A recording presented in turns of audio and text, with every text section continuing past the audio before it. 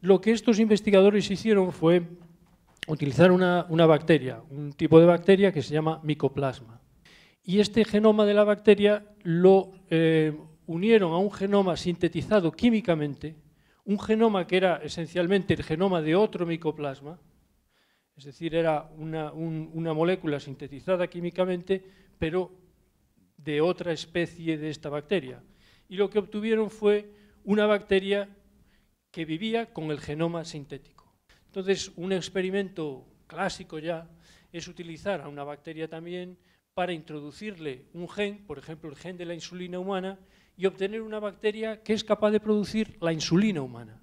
Como ustedes saben, un gen es un fragmento de ADN, consta de dos cadenas de un polímero que están entrelazadas entre sí, y cada una de estas cadenas, las unidades que lo componen, son productos químicos como este.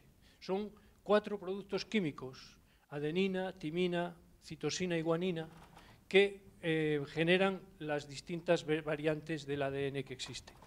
Y en realidad, aunque esta es la molécula, digamos, de la vida, la molécula clave para la información de la vida, no se diferencia mucho de otras moléculas que conocemos. El amoníaco también tiene nitrógeno y hidrógeno. La aspirina, no salen los colores aquí, pero tiene átomos de carbono, oxígeno.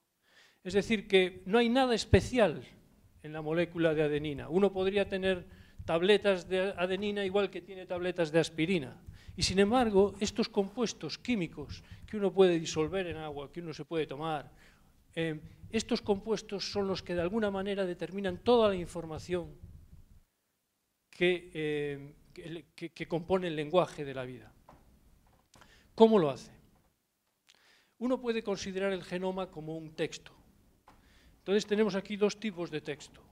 Son ambos textos con un contenido, con un significado, que tienen un autor concreto en un caso y un autor que es la evolución en el otro.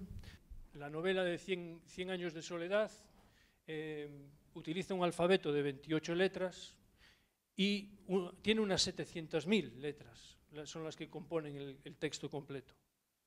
Nuestro genoma tiene 3.000 millones, de hecho por duplicado, porque tenemos una copia de nuestro padre y otro de nuestra madre, es decir, unas 6.000 millones de letras en cada una de nuestras células, en cada una de los miles de millones de células que existen en nuestro cuerpo. Estos son células unidas en un epitelio. Entonces vamos a enfocarnos en una de ellas y dentro de ellas vamos a encontrar una zona central de la célula que es el núcleo.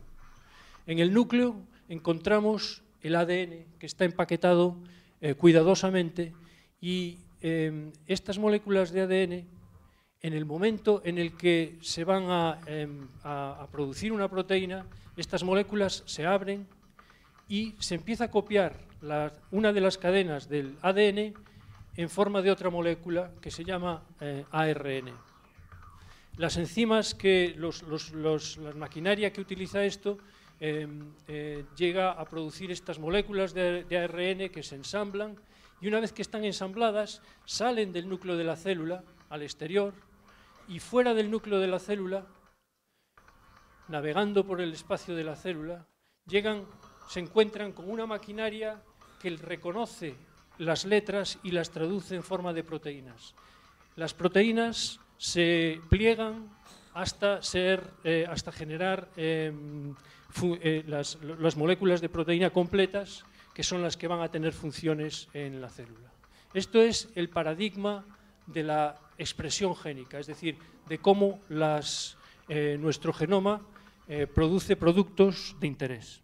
Cada gen, cada fragmento de ADN es capaz de producir una proteína y esta proteína es importante para alguna función. Y si esa proteína no se produce bien, entonces es posible que ocurra, que tenga efectos patológicos. En nuestro genoma no solamente las frases están separadas por textos sin ningún sentido, sino que las palabras, cada pocas palabras, las frases mismas están interrumpidas por textos sin ningún sentido. Es decir, muchos años después, frente al pelotón, es decir, que cada componente con sentido está separado por grandes cantidades de ADN que realmente no significan nada. Es decir, que uno puede cambiar de nuevo el sentido de los mensajes utilizando esta sintaxis rota de nuestro genoma.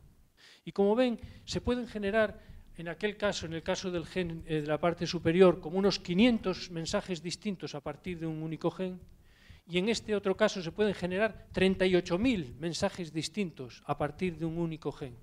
Es decir, que lo que pensábamos que era un gen, en realidad son cientos, a veces miles de significados diferentes. O sea, probablemente no es basura todo lo que el resto del genoma que no entendemos, pero todavía no entendemos su significado. Y en este significado juega un papel muy importante este tipo de moléculas que se llaman ARNs, que son copias de las moléculas de ADN. Este tipo de moléculas de ARN, cuya función no podemos todavía intuir, pueden ser los motores de características puramente humanas como la estructura de nuestra corteza cerebral. El otro ejemplo que me gustaría mencionar es el de unos pequeños RNAs que se llaman microRNAs. Estos microRNAs tienen como función regular la producción de proteínas a partir de los RNAs que sí que codifican para ellas. Esto representa la entrada de moléculas de doble cadena dentro de la célula y la utilización y la aparición de una maquinaria que corta estas moléculas de doble cadena en pequeñas moléculas, en pequeños fragmentos. Estos pequeños fragmentos se van a asociar a una serie de proteínas que veremos a continuación. Estas proteínas van a eliminar una de las dos cadenas y cuando lo hagan van a permitir que la otra cadena del ARN pueda unirse a ARNs de la célula.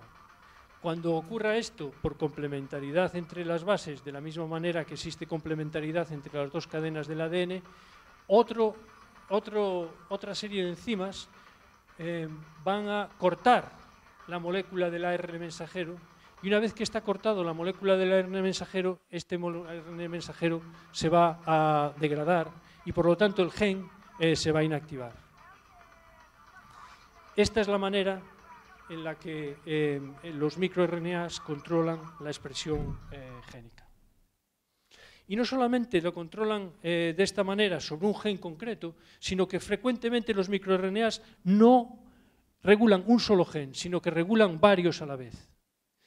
Y de hecho, lo que ocurre es que se establecen redes de regulación en las que este microRNA regula la producción de esa proteína, pero esa proteína también regula la producción de este microRNA, generando una especie de lazo de regulación.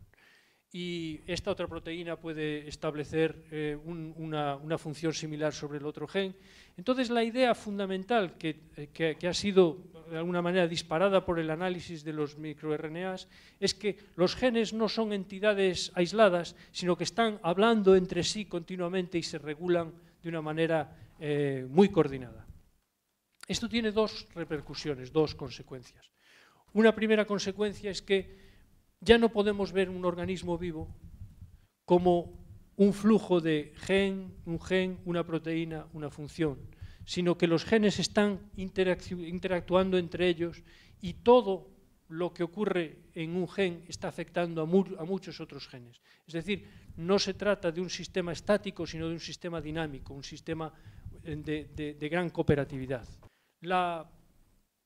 La similitud que quiero hacer es que cada vez que abrimos una página de nuestro genoma, nos surgen muchas páginas más, muchas páginas difíciles de entender que parecen inagotables. Y, sin embargo, aunque parecen inagotables y aunque parecen que nos complican la vida, en realidad tienen la posibilidad de explicarnos realmente cómo funciona nuestro organismo. Un poco nos dedicamos a intentar seguir abriendo páginas de este libro interminable que es el genoma. Muchas gracias.